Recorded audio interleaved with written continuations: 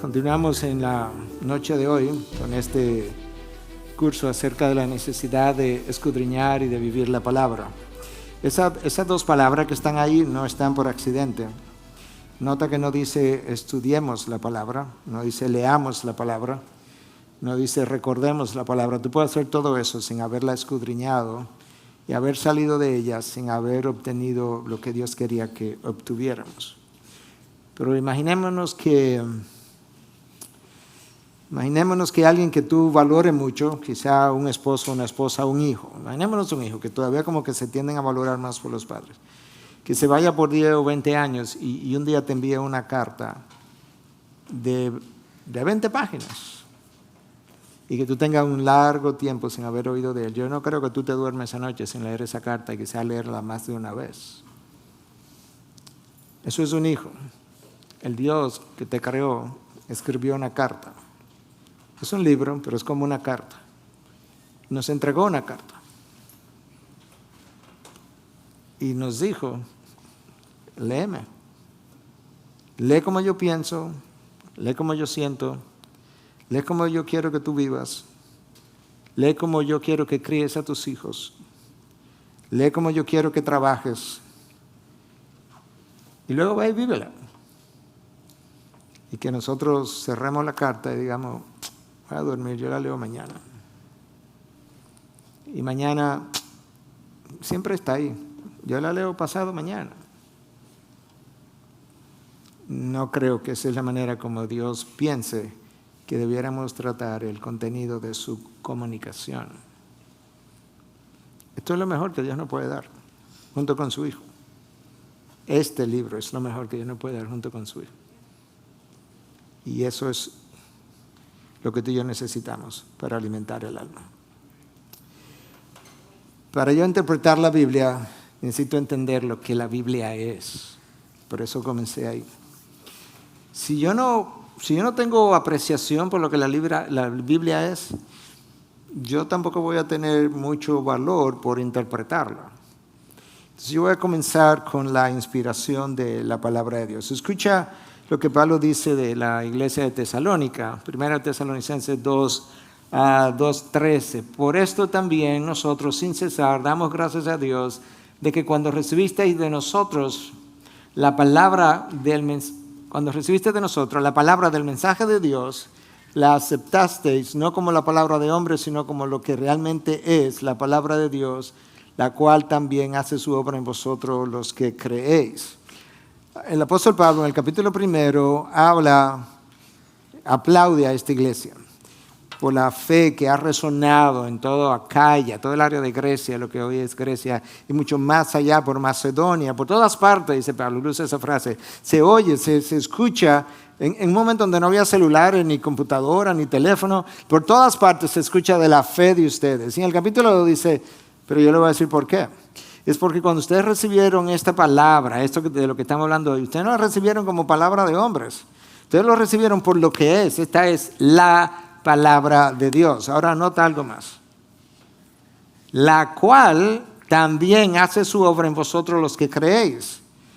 Eso no está ahí por accidente. Pablo está tratando de decirle a ellos, la palabra fue que hizo en ustedes lo que hizo la iglesia extraordinaria del Nuevo Testamento que conocemos como la iglesia de Tesalónica.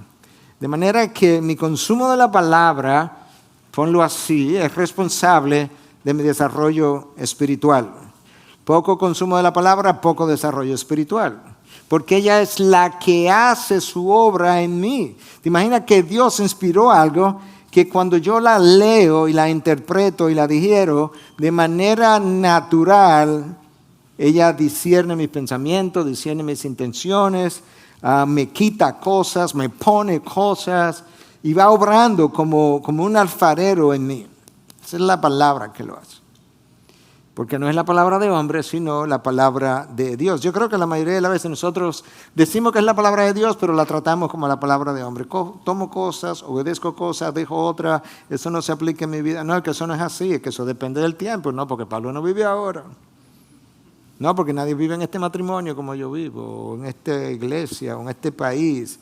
No, es muy fácil decirlo cuando tú vives fuera, pero en este país, la palabra de Dios es la palabra de Dios. Y es eterna y es incambiable. Esa palabra fue inspirada, fue revelada, es autoritativa, es verdad, es infalible, es inerrante, es suficiente. Vamos a ver varias de esas cosas ahora. Ok, revelación, vamos a comenzar ahí. Es el mensaje que Dios quiso transmitir, contenido en lo que hoy conocemos como la Biblia. Dios la reveló, Dios quiso transmitir un mensaje. Él dijo, esto lo voy a poner en un libro que hoy nosotros conocemos como la Biblia. Esa Biblia, entonces, como Dios la reveló, ¿qué fue lo que reveló en sentido general? Sí, hay múltiples historias, pero lo que Dios está haciendo en esa historia, número uno, Él está revelando su carácter, cómo Él es. De manera que si tengo poco conocimiento de la palabra, tengo poco conocimiento de cómo es Dios. Y si tengo poco conocimiento de cómo es Dios, tengo poca confianza para vivir, poca fe. Dios puso en esa Biblia su plan de redención, de manera que yo pueda entender cómo es que Él obra, cómo es que Él está obrando, cómo es que todas las cosas cooperan para bien, cómo es que en medio de esta maldad y de masacres y todo eso, Dios está obrando su plan. Él lo reveló en su palabra, cómo eso es así. Dios reveló su voluntad, o sea, cómo yo debo pensar. Esto cómo debe pensar y como es mi voluntad, así también debes vivir. Entonces Él me reveló lo suficiente de Él para que yo pueda creer en Él y luego pueda ir y vivir de la manera como Él quiere que yo viva, cómo debemos vivir. Entonces la revelación de Dios no es simplemente historia de hombres, ahí está revelado el carácter de Dios, el plan de redención, la voluntad de Dios y la manera como yo debo vivir. Cuando Dios lo hizo entonces, lo hizo mediante algo que llamamos inspiración. Lo vamos a ver en uno de los versículos bíblicos. Es el método que Dios usó para transmitir la revelación. ¿Okay? Entonces, esto es lo que la palabra nos dice. Vamos a hablar de esa inspiración. Pablo escribe a Timoteo en su segunda carta, capítulo 3, versículo 16. Comienza diciendo, toda escritura, pero esa palabra que está ahí, toda, en el griego es pasa, que va a implicar todo y cada uno. No solamente toda escritura, no es cada una. Toda escritura es inspirada. La palabra en el original está ahí, theonustos, que implica hacer literalmente esto. O sea, Dios respiró su palabra. Cuando Él hizo eso, Él estaba inspirando lo que nosotros tenemos como Biblia. Fue inspirada por Dios y es útil. Entonces me dice, ¿para qué? Para enseñar, para reprender, para corregir, para instruir en justicia. Yo puedo hacer esas 4 cosas sin su palabra, pero lo voy a hacer muy mal. Y tampoco va a tener poder de cambio. Ahora, yo puedo hacer eso, vivir esa palabra, usar la palabra para enseñar, para reprender, para corregir, y la palabra tendrá un poder cuando salga de mí. Dios la va a respaldar. Pero si eso no fuera suficiente, entonces Pedro viene más atrás, en la segunda carta, 1:21, dice, ninguna profecía, ahí los académicos están de acuerdo en que cuando esa palabra está siendo usada y tiene un aspecto, una cobertura sumamente amplia y que implica básicamente lo mismo, toda escritura. Nada de eso fue dada jamás por un acto de la voluntad humana. A Pedro no se le ocurrió escribir esto. Eso no salió de Pedro, no salió de Pablo. No fue por voluntad humana, sino que hombres inspirados, y la palabra en el original está ahí, feromenoi, que implica ser movido como un barco de vela. Tú has visto un barco de vela en el mar, lo natural que se mueve, no tiene motor, no tiene remo. ¿Qué lo mueve? Bueno, hay algo que no se ve, pero que va en la dirección en la que el barco de vela tú lo estás viendo moviéndose. Si tú no puedes sentir el viento, si tú ves el barco de vela moviéndose en esa dirección, tú sabes que en esa dirección va el viento. Dios inspiró, se movió en estos hombres que escribieron y los inspiró por medio del Espíritu Santo, de manera que ellos fueron movidos en una dirección a escribir exactamente lo que escribieron. Y por eso ellos hablaron de parte de Dios. Nadie vio a Dios inspirándolo, nadie vio el motor de Dios moviéndolos a escribir estas palabras. No, porque es como el viento mueve un barco de vela, pero Dios los inspiró. De manera que toda escritura, tal como aparece, fue Dios que quiso que apareciera como aparece. Entonces las implicaciones de esta inspiración es esto que tenemos aquí en este párrafo. Dios sobrenaturalmente movió el corazón y la mente de los autores humanos para plasmar su revelación, usando aún las palabras que Él quería usar, los nombres, los adjetivos, vamos a verlo un poco más adelante ahora, de forma infalible. Eso lo vamos a ver también ahora. La inspiración fue dada de forma infalible, inerrante, plenaria, verbal, tanto en el Antiguo como en el Nuevo Testamento. Vamos a definir cada una de estas palabras. Infalible, inerrante, plenaria y verbal. Pero Dios se movió en el corazón. Alguien pudiera pensar, bueno, eso está como técnico. No, no tiene nada de tecnicismo. Es simplemente, tú sabes lo que es infalible, tú sabes lo que es inerrante en términos humanos. Plenaria, ¿qué es una plenaria? Bueno, algo como que se le va a dar para todo el mundo. Y verbal, palabra por palabra. No verbo por verbo, verbal, palabra por palabra. Lo vamos a ver ahora en pasajes particulares. Verbal, cada palabra, no las ideas. Dios no le dio una idea a Pedro y le dijo, mira, averíguate de qué manera tú la comunicas. No, Dios inspiró las palabras, los pensamientos, los conceptos. Mira cómo Pablo le escribe a los Corintios y le dice en su primera carta en 2:12-13. Y nosotros hemos recibido no el espíritu del mundo, sino el Espíritu de Dios, para que conozcamos lo que Dios nos ha dado gratuitamente, de lo cual también hablamos, no con palabras enseñadas por sabiduría humana, escucha ahora, sino con las enseñadas, pero ¿qué es lo que le están enseñando? Las palabras enseñadas por el Espíritu, combinando pensamientos espirituales con palabras espirituales.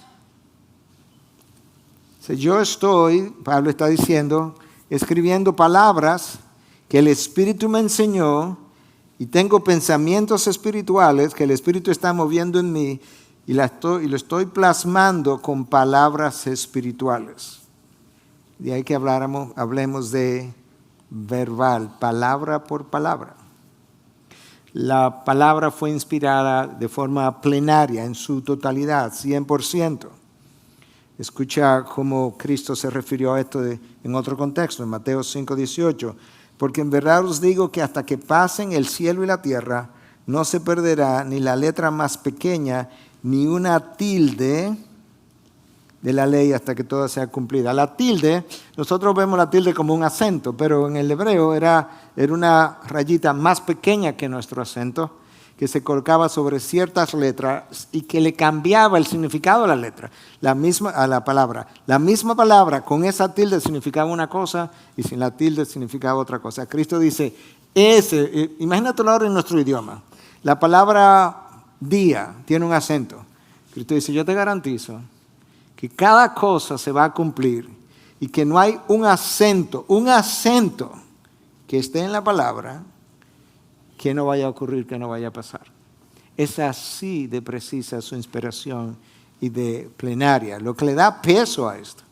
Y tiene sentido, aquellos que han estado trabajando cerca de mí me han oído decir, mientras más años pasan, más cuidado tengo en la precisión de mis palabras.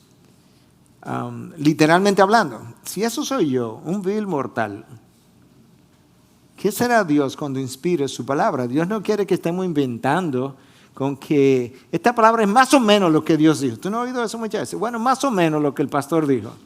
Bueno, cuando yo oigo eso, si más o menos es como más que menos, quizá yo esté un poco contento. Pero cuando yo oigo más o menos lo que el pastor dijo y resulta que es mucho menos de lo que yo dije, a mí no me gusta. Y yo me imagino si a Dios le gustaría. No, Dios es preciso. En 1960 la palabra infalible e inerrante se usaban indistintamente. Pero la gente los académicos comenzaron a decir, bueno, la palabra es infalible en el sentido de que si te dice que Cristo murió por los pecados, sí murió por los pecados. Y que si tú crees en Cristo como Señor y Salvador, pues te va a salvar. Pero no es inerrante, la palabra tiene errores. Entonces, dado esa observación, hubo necesidad de decir, no, pues entonces vamos a separar la infalibilidad y la inerrancia y vamos a dejar claro qué es lo que queremos decir. El Concilio de Infalibilidad Bíblica de 1978 se reunió justamente y aclaró algunas de estas cosas. Entonces, infalible, ¿qué implica? Que todo lo que la palabra dice es verdad, que no te conduce a ningún error, de manera que si la palabra te dice tus pecados son perdonados con creer en Cristo por fe, eso es así. Para ahorita diferenciarla de errores. Entonces no te va a engañar. Lo que te dice no contiene engaño. Y el Salmo 19 yo creo que habla perfectamente acerca de eso, en el versículo 7 al 10. Escucha, la ley del Señor es perfecta. Bueno, lo perfecto no puede tener errores, que restaura el alma. El testimonio del Señor es seguro. Bueno, si es seguro implica que cuando yo tome el camino que tome, me va a llevar donde me dice que me va a llevar. ¿Qué hace sabio el sencillo? Los preceptos del Señor son rectos, que alegran el corazón. El mandamiento del Señor es puro, bueno, no puede tener mentira, que alumbra los ojos. El temor del Señor es limpio, que permanece para siempre. Escucha ahora, los juicios del Señor son verdaderos, todos ellos justos. Pero los juicios del Señor están contenidos en su palabra. De manera que son justos en su totalidad. No me va, y es limpio, y es seguro, y es perfecto. Entonces es una palabra infalible, no me va a engañar. Por donde me dirija es el camino de la verdad. Para diferenciarlo ahora entonces de la palabra inerrante, su inerrancia es ilimitada. En otras palabras, la palabra de Dios en su lenguaje original no tiene errores. No importa si habla de geografía, si habla de la existencia de civilizaciones, si habla de asuntos espirituales, si habla de algún metal que existía y que hoy no existe, no contiene errores. El problema está cuando individuos o aún la iglesia le quiere atribuir a la palabra cosas que la palabra no dice. Cuando la iglesia de Roma insistió en que el centro era el centro, la tierra era el centro del universo, la palabra no habla de eso. Cuando algunos pastores hoy en día y académicos insisten en que la palabra es suficiente y que todos los problemas mentales se pueden tratar básicamente con consejería bíblica y niegan la necesidad de medicamentos o la existencia de esquizofrenia, bipolaridad, la palabra no habla nada de eso. De manera que no pongamos la palabra hablar donde la palabra no habla. Y así hay cientos de cosas. La palabra no dice absolutamente nada de eso. La palabra no habla de la edad de la tierra. Seamos honestos, no habla de la edad de la tierra. Entonces no digamos que la palabra que el mundo tiene X número de años, nosotros no sabemos cuántos años tiene el mundo. De la palabra debemos limitarnos a afirmar categóricamente lo que la palabra dice de manera clara. Por ejemplo, la infalibilidad sobreentiende que cuando hablamos de números, los números pueden ser aproximados. Cuando dice que Cristo alimentó 5,000 hombres, no dice eso que no podían haber 4,999 o 5,005. Porque en la antigüedad, esos números tan precisos, ellos no requerían de eso para hablar de esa manera. No era la forma natural de hablar. Hoy nosotros tenemos forma de conteo, de una serie de cosas que en esa ocasión no había la oportunidad de hacer. Pero aproximaciones se entiende que eso es bueno y válido. Formas verbales. Salmo 23. Jehová es mi pastor, nada me faltará. Pero hay otras traducciones que dicen, Jehová es mi pastor, nada me falta. Presente, futuro. En el lenguaje original, en el hebreo, eso no era ningún problema. era sobreentendido por el contexto de que el autor estaba hablando. El problema es que nosotros tenemos lenguajes distintos a lenguajes de la antigüedad. En algunas cosas se parecen. Por ejemplo, el español, el inglés, el hebreo son lenguajes analíticos, se llaman, donde el orden de las palabras importa. Si yo digo el perro persigue a Miguel y luego tomo la misma palabra y le cambio el orden, Miguel persigue al perro, eso significa dos cosas diferentes. Si tú te vas al griego, el griego es un idioma sintético donde el orden de la palabra no importa tanto. De manera que al final de tú leer la idea es que tú entiendes qué fue lo que pasó y en qué orden. Entonces, en el libro de Apocalipsis, donde se habla de que el Cordero rompió los sellos y luego se lee el contenido, en el original está al revés. El contenido está primero y luego se rompen los sellos. El que leyó eso en griego, en el original, en el momento no tuvo ningún problema en saber que, claro, que los sellos se rompieron primero porque no puede leer lo que está dentro sin romper los sellos. Pero nuestro lenguaje no es así. Entonces, las formas verbales son derivadas del contexto, si es presente, si es futuro. Los fenómenos son descritos según el observador. Josué dice que él oró y separó el sol. Pero él lo que vio fue que la sombra dejó de avanzar. ¿Se acuerdan la historia? Pero astronómicamente el sol no se paró. ¿Qué es lo que gira alrededor del sol? La tierra se paró. Pero Josué no podía decir, y se paró la tierra.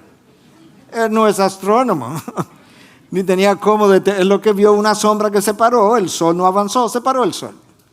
Entonces, el lenguaje de la Biblia es fenomenológico, describe fenómenos que se observaron, y el observador no lo puede escribir de otra manera que no sea como él observó.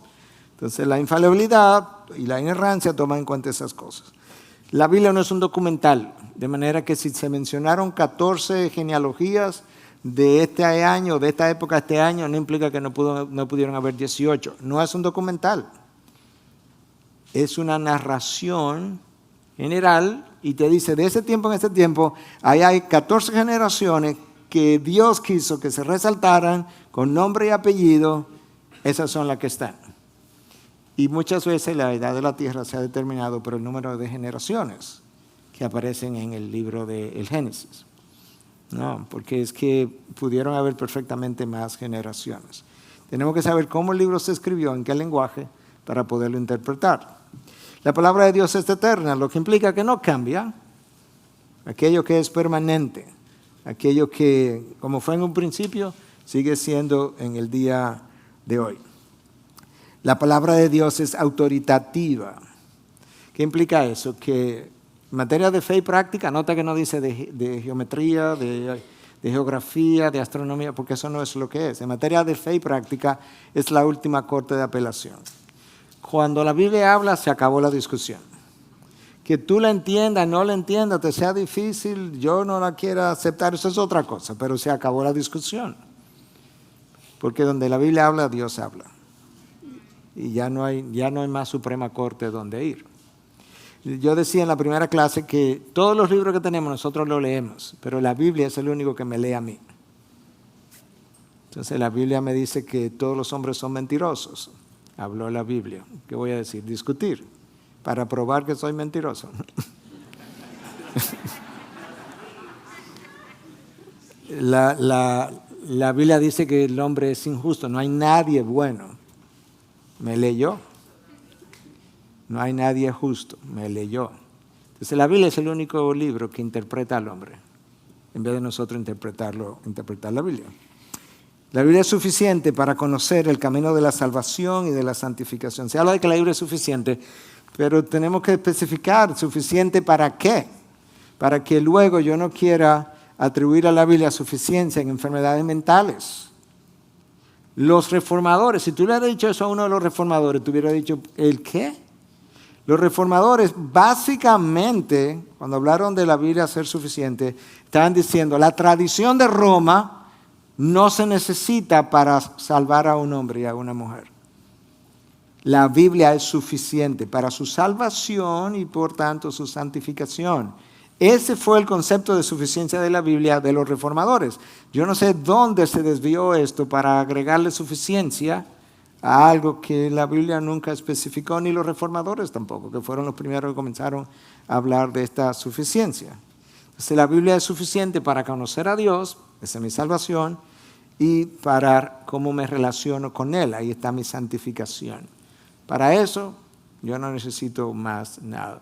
La Biblia sola, puede salvar a un hombre o una mujer, sin que nadie se le explique. Lo puede hacer y lo ha hecho más de una vez. Esa es la realidad. Ok, entonces 2 formas erróneas de interpretar la Biblia. Número 1, verlo simplemente como un libro de historia y nada más. Entonces, si es así, lo único que yo necesito es como una investigación histórica de qué fue lo que pasó, de los hechos, pero eso no es solamente eso. Y tampoco lo puedo ver como un libro solo de contenido espiritual, porque tampoco es verdad. De hecho, muchas de las excavaciones hoy en día se hacen en lugares donde la Biblia dice que existió eso que dice que existió. Y de repente comienzan a aparecer cosas, porque es más que un libro de contenido espiritual. Y, por otro lado, no es simplemente un libro de contenido espiritual que hay que obedecerlo a ciegas, porque hay diferentes cosas dichas en diferentes momentos que requieren interpretación para yo poder estar en lo que Dios quiso decir en un momento dado, cuando dijo lo que dijo. Ok, y la razón no es algo que yo chequeo y lo dejo afuera. O sea, si ustedes al entrar aquí, si se pudiera, chequearan la razón afuera para recogerla cuando salen de aquí, o entran a una iglesia donde pretenden que ustedes acepten aquí todo lo que se les diga sin razonarlo, sin cuestionarlo, sin pensarlo, están en un culto no un culto de servicio de domingo, sino en un culto, una secta. Sálganse de ahí. Porque Dios nos dio una razón. ¿Y saben lo que hacían los de Berea cuando iban a Pablo? A Pablo, que había estado en el tercer cielo, abrían las escrituras del Antiguo Testamento, que era lo que tenía, vamos a ver si este hombre está diciendo la verdad. Entonces, tú sabes que cuando te enseñamos algo, abre las escrituras. Chequea a ver si estamos hablando verdad. Si no estamos hablando verdad, ven y pregunta. Y si al final estamos hablando mentira, entonces o yo salgo o ustedes salen, pero no debemos quedarnos juntos. Esa es la realidad. Entonces, decía que, hablando de formas erróneas de interpretar la Biblia, nosotros leemos en Deuteronomio 22:5 que el hombre no debe usar ropa de mujer, la mujer no debe usar ropa de hombre. Y basado en eso es que iglesias pentecostales dicen que las mujeres no se pueden poner pantalones. Pero yo tengo que entender, eso está creo que un poco más adelante, o ya lo dijimos, ya ni me acuerdo, que la Biblia tiene un elemento de continuidad y tiene un elemento de descontinuidad. Hay un Antiguo Testamento y hay un Nuevo Testamento. Y esos 2 pactos o testamentos tienen elementos de continuidad y hay un elemento de ruptura cuando Cristo vino. Entonces, si yo voy a querer tomar a Deuteronomio literalmente como todo lo que se prohibió para el pueblo judío y aplicárselo a la iglesia hoy, en Deuteronomio yo voy a tener que hacer esto. Mira lo que dice Deuteronomio, el mismo capítulo 22, pero del 9 al 5, o sea, unos versículos más adelante. No sembrarás tu viña con 2 clases de semilla, no sea que todo el fruto de la semilla que hayas sembrado y el producto de la viña queden inservibles. No ararás con buey y asnos juntos. No vestirás ropa de material mezclado de lana y de lino. Se va la mitad de la ropa de hoy. Te harás borlas en las 4 puntas del manto con que te cubrirán. Nosotros no seguimos eso. Pero no seguimos eso porque hay un elemento de descontinuidad, porque todo esto que está aquí se refería a una nación que le estaban enseñando incluso cómo no debían mezclarse de judíos y gentiles, incrédulos con creyentes, y Dios le dio una dieta distinta, le dio vestimenta distinta, una serie de cosas como para que le quedara claro, tú eres un pueblo totalmente diferente a aquel pueblo. Pero ese pueblo no existe porque el pueblo es la iglesia que está distribuida en todas las naciones. Y hay un elemento de descontinuidad. Entonces no puedo interpretar la Biblia a ciegas, como decíamos hace un momento, porque es un libro de contenido espiritual solamente. El proceso de interpretar el texto, ¿cuál es? Ok, aquí está. La Biblia requiere que tú lo interpretes, que tú lo expliques y que tú lo apliques. Eso como que no es tan difícil. Interpreto, explico, a veces para mí mismo, que hay cosas que no me quedan claras y yo trato que déjame ver qué es lo que está diciendo y estoy como autoexplicándomelo para luego poder explicar a otros. Entonces, en esa interpretación hay cosas que yo tengo que tener presente. Pedro escribe en su segunda de Pedro 1:20, ante todo saber esto, que ninguna profecía de la Escritura es asunto de interpretación personal. O sea, que si están en grupos pequeños y comenzamos a decir, ¿qué significa eso para ti? Ya, vamos mal. Porque la Escritura significa una cosa y la pregunta sería, ¿qué es lo que significa para Dios? Ahora, que yo me equivoque, y sí, yo me puedo equivocar, claro, más de una vez. Ok, ninguna Escritura es asunto de interpretación personal. Una cosa es lo que Dios quiso decir, lo que el texto significa, y el otro es, ¿cómo se aplica eso en tu vida? Bueno y válido. ¿Cómo se aplica en tu vida? ¿Cómo se aplica en tu vida? Pero no lo que significa para ti. Cuando tú no tienes cuidado, pasan cosas como esta. Anterior a la Reforma, el método de interpretación de la Biblia más común era la alegoría. Y con la alegoría, cada cosa tú le asignas el significado que tú quieras. Y la iglesia hizo y deshizo con eso, al alegorizar los textos. Y en un momento vamos a hablar de cómo no hacer eso. Pero mira, la resurrección de Lázaro, en esa alegorización, algunos lo tomaron como un símbolo de la iglesia y del rapto de la iglesia. Del rapto de los creyentes.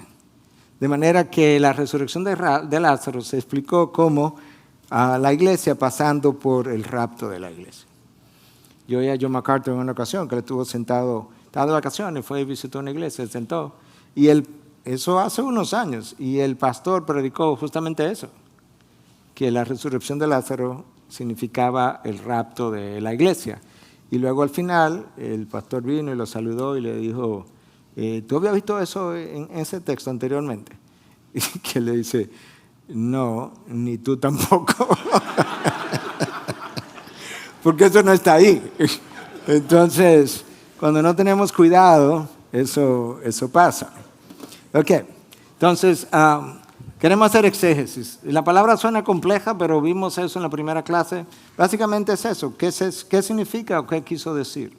Cuando se dijo lo que se dijo, cuando se dijo, ¿para quién lo dijo? Tan sencillo como eso. Luego, tú puedes, después que tú sepas lo que se dijo, cómo se dijo, para quién se dijo, tú puedes ver cómo se aplica eso a tu vida. Eso es una forma devocional de leer la palabra. Pero no lo hagas antes de interpretarlo para que no aplique una cosa de manera errónea.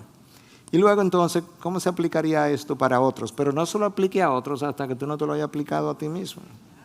Que eso es un error del predicador. O sea, cuando yo le predico un sermón el domingo, hace tiempo que yo debe haberme aplicado exactamente lo mismo para ver cómo es que eso funciona en mi vida, o no funciona, o cómo lo superé, o cómo estoy todavía luchando. Y luego eso me va a permitir conectar mucho mejor con ustedes. Ok, entonces, ¿cómo debemos interpretar la Biblia? Aquí hay 7 pasos. No se preocupen tanto por recordar las frases de definición, sino el concepto. Entonces hay una interpretación literal. Cuando hablamos de interpretación literal, tenemos que especificar que eso implica que sí, yo creo en la interpretación literal de la Biblia de acuerdo al género literario que yo esté leyendo. Si estoy leyendo poesía y leo que las palmas baten las manos, como es poesía, no voy a pensar que hay árboles de palmas batiendo las manos, porque lo voy a interpretar como se interpretan las poesías, de manera simbólicas. ¿Okay? En ese sentido. Entonces eso es una forma.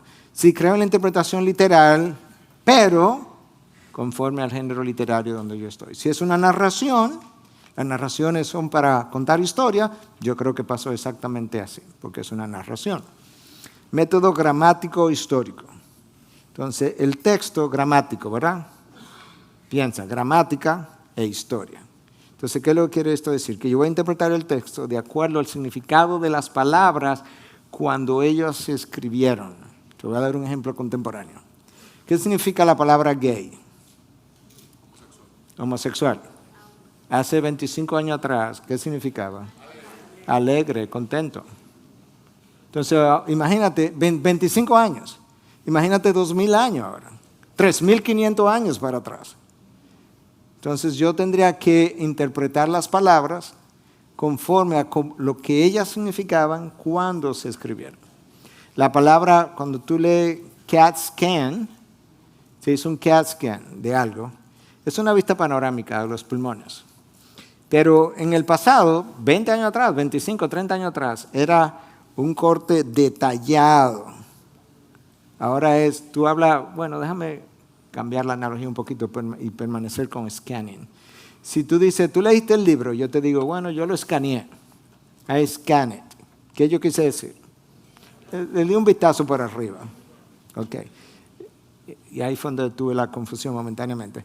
Hoy en día, cuando tú hablas de una tomografía, que es un CAT scan, es un corte minucioso, detallado. Pero eso no era lo que significaba hace 20 o 30 años atrás. Era básicamente eso, una vista panorámica. Y cambiaron en 2 o 3 decenas de años. Bueno, imagínate lo que eso ha hecho en 2000 años de historia. Seguimos. Próximo. Lo voy a interpretar. Tengo que hacer un análisis histórico-cultural. Analiza el tiempo histórico y la cultura donde el autor vivió para entender usos, costumbres, formas de hablar. Aquí hay varios ejemplos. La mujer no hablaba en público. Eso te dice a ti que cuando una mujer del pueblo entra a la cena donde está Cristo, con hombres a su alrededor, y le besa los pies, y se suelta el pelo, lo cual ella tampoco hacía en público, eso fue un escándalo, y no chiquito. Y por eso es que los que están alrededor inmediatamente dijeron, si él supiera qué está haciendo, sabría qué tipo de mujer está haciendo eso, porque ninguna mujer rescatada,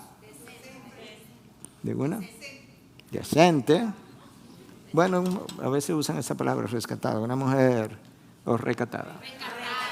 Ninguna mujer recatada, gracias por rescatarme, habla o se comporta de esa manera. Entonces, yo necesito entender eso. La palabra mujer era un trato respetuoso. Cuando Cristo le dice a su madre, mujer, ¿qué tengo yo que ver contigo? La lepra no es la lepra que nosotros conocemos ahora. Habían un número, innumerables lesiones de piel que eran consideradas lepras. O sea, que no es la lepra que nosotros tenemos hoy, donde requiere contacto de múltiples años a veces con la persona antes de tú contagiarte. Esa era la lepra. Era un símbolo de contaminación, de pecado para el pueblo judío. Ya mencioné que la mujer no se soltaba el pelo. Entonces, conocer las cosas culturales e históricas para entender mejor el texto es importante. Ok, un principio histórico, hablando de cosas históricas, es importante ver si el autor que está escribiendo describe los tiempos en que él está escribiendo, porque eso es importante. Mira este libro, esta carta a los Hebreos, capítulo 10, del 32 al 34. Pero recordad los días pasados, cuando después de haber sido iluminados, soportáis una gran lucha de padecimientos, por una parte, siendo hechos un espectáculo público en oprobios y aflicciones, y por otra, siendo compañeros de los que eran tratados así. O sea, él está escribiendo a un grupo de personas que ha pasado por padecimiento, por oprobio, la vergüenza, y que han sido compañeros de otros que han sido tratados así. Nota cómo lo dice el próximo versículo. Porque tuviste compasión de los prisioneros y aceptasteis con gozo el despojo de vuestros bienes. Estos prisioneros no son los prisioneros que nosotros vamos. Yo no estoy diciendo que no vayamos a las prisiones. Nosotros vamos a las prisiones toda la semana, pero no es exactamente lo mismo. Esta gente estaba prisionero por la fe. Y lo que estaba describiendo este autor aquí era cosas que ocurrieron, donde yo iba a la cárcel a visitar a mi amigo y yo regresaba y encontraba que mi casa la habían vaciado como parte de mi castigo. Y escucha lo que el autor de Hebreos dice: tuviste compasión de los prisioneros y aceptaste con gozo el despojo de vuestros bienes, sabiendo que tenéis para vosotros mismos una mejor y más duradera. Tú vienes a tu casa, yo llego a mi casa y no hay nada. ¿Y qué es lo que el texto dice? Y yo lo acepto con gozo. Miguel, ¿qué fue? Hoy no fui a visitar a Pedro a la cárcel y mira. Pero gloria a Dios, porque yo tengo una herencia mucho mejor que estos bienes que se me acaban de llevar. ¿Ese es el corazón de nosotros? No creo. No creo. Porque nosotros vivimos, esta gente vivió en otra dimensión. Esta gente no vivió como para quedarse aquí. Nosotros, todas estas cosas de aquí abajo no importan tanto, porque nosotros vivimos como para vivir aquí por la eternidad. Yo creo que si Dios no hiciera esa oferta, muchos dirían, no, déjanos aquí abajo.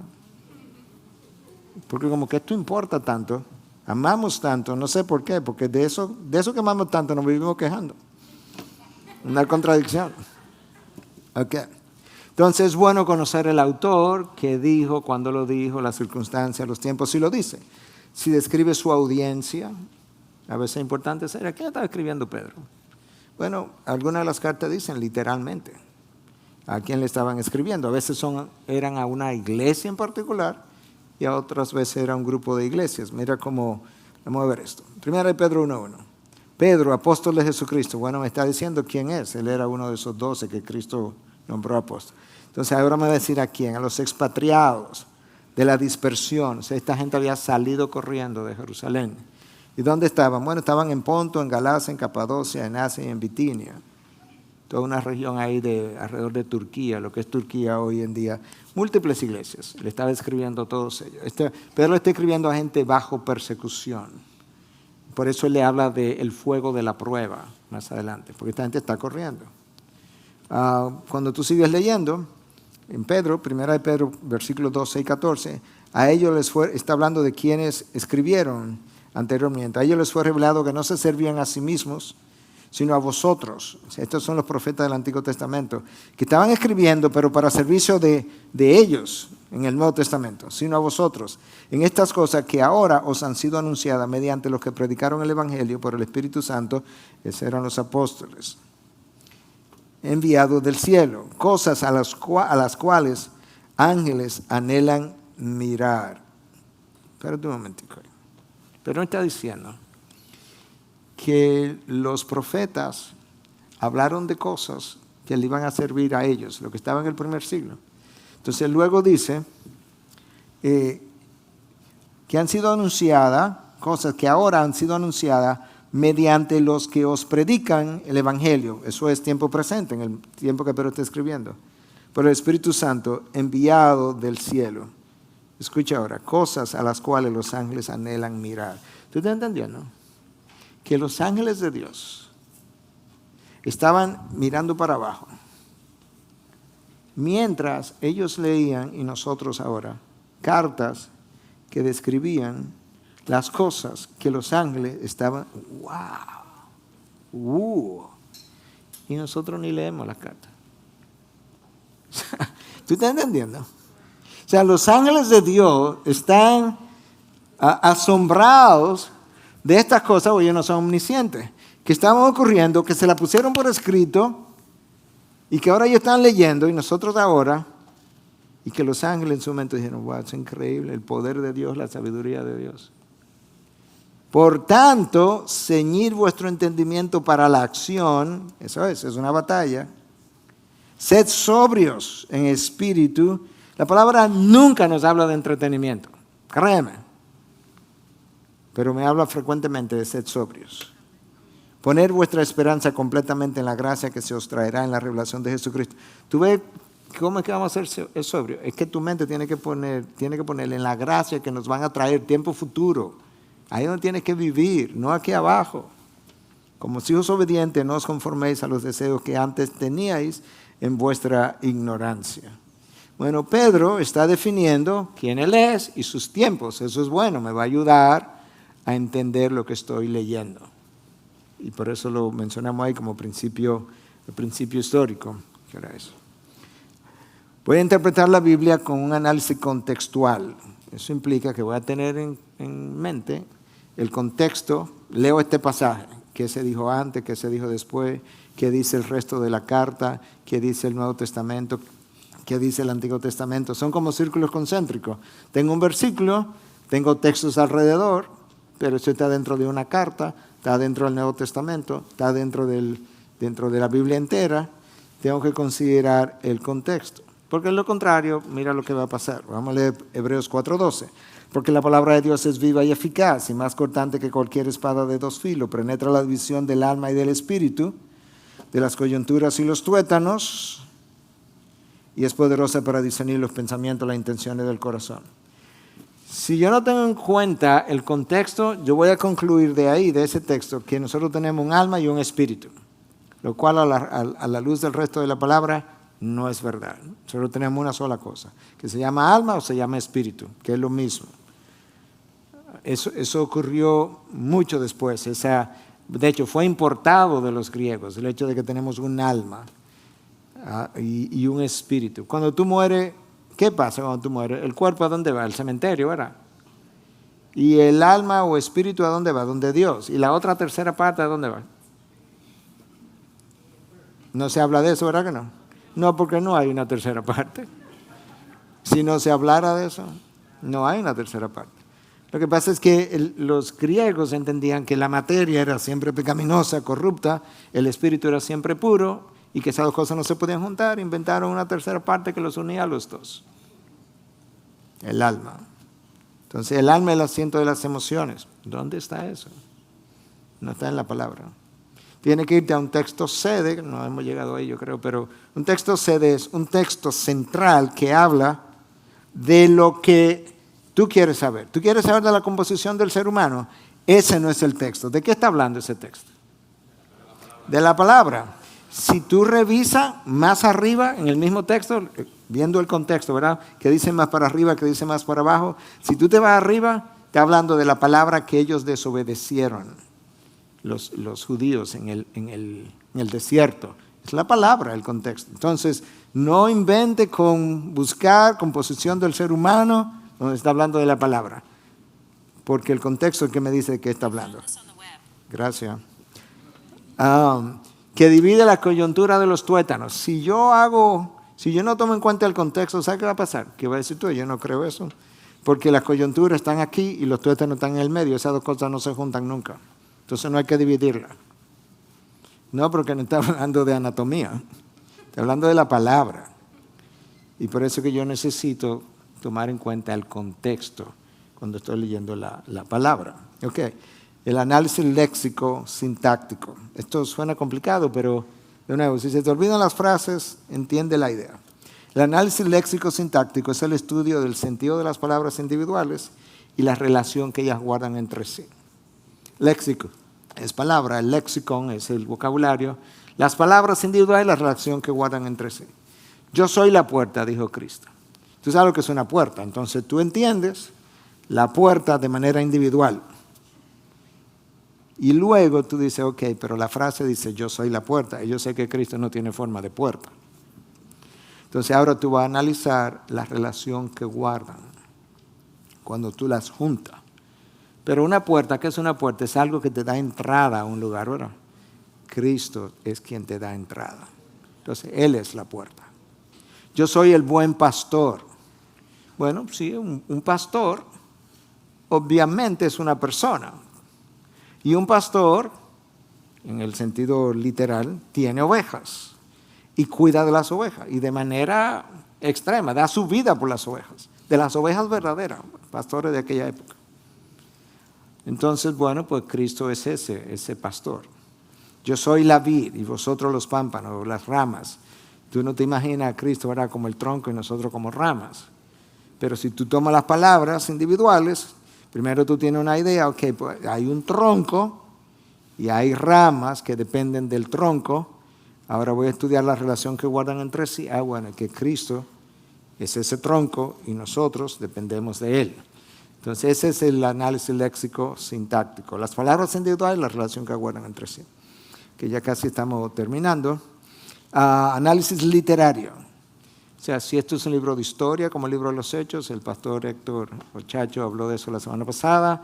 Si esto es un libro apocalíptico, como Apocalipsis, el lenguaje de Daniel, tiene muchos símbolos, cosas extrañas. Entonces, ¿cuál es el género literario? Literatura de sabiduría, si es poesía, si es un lenguaje profético. Ese es el análisis literario. La aplicación, que es lo último que tú debes hacer, es cómo eso se aplica a mi vida. Tú encuentras el significado del texto bíblico, tal y cual fue escrito, y luego tú pasas a ver cómo eso se aplica al creyente de hoy en día. Eso es lo que se supone que yo haga cada vez que voy a interpretar la Biblia. Ahora, hay textos que ya tú los conoces, que ya sabes, ya se han explicado, ya tú lo has estudiado, ya tú los conoces. La próxima vez que tú lo leas, quizás tú dices, bueno, ya yo sé lo que eso significa, y trata de ver cómo se aplica en ese momento. Por ejemplo, todas las cosas cooperan para bien para aquellos que son llamados conforme a su propósito. Bueno, ya tú sabes lo que eso implica, para ser hecho conforme a la imagen de su Hijo Jesús.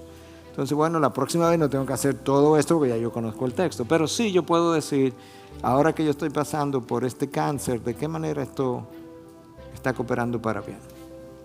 O si no estoy viendo el bien para el cual está cooperando, este texto lo voy a creer y voy a pedirle a Dios en oración que me ayude a ver ahora, en este momento de mi vida, cómo eso se aplica para yo encontrar el bien que este cáncer está produciendo, o el bien que esta masacre que ocurrió ayer en Estados Unidos, cómo es que esto va a cooperar para bien. Quizá llame a la iglesia de arrepentimiento. Quizás Dios decidió salvar a todos esos niños de 8 a 10 años, 11 años, y aunque fue horrible aquí abajo, quizás es extraordinario allá arriba. ¿Quién sabe lo que? ¿Quién conoce la mente de Dios? Ok, hasta ahí llegamos. Básicamente la idea hoy era poder ver, número uno, el peso de la palabra para que yo pueda, como palabra de Dios, que yo pueda darle la importancia que tiene, y si tiene esta importancia, que eso que yo reconocí primero me diga, bueno, pues todo este ejercicio que pareció como muy técnico valió la pena porque estamos lidiando con la palabra de Dios. Y aunque tú no recuerdes frases específicas, por lo menos tú tienes una mejor idea ahora de que esto fue inspirado, que no tiene errores, que no me puede liderar en un camino equivocado porque es infalible, que la inspiración es verbal, palabra por palabra, que es plenaria, que es toda la Biblia, Antiguo Testamento, Nuevo Testamento, y el porqué. Esa es la idea.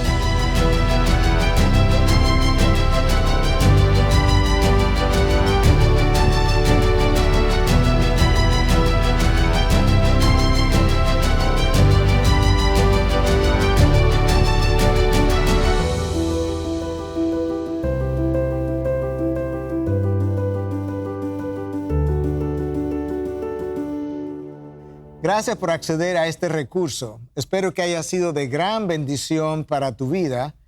Te sugiero que te suscribas a este canal de forma que tú puedas recibir notificación la próxima vez que hayamos subido un nuevo recurso que pueda servirte de instrucción y bendición.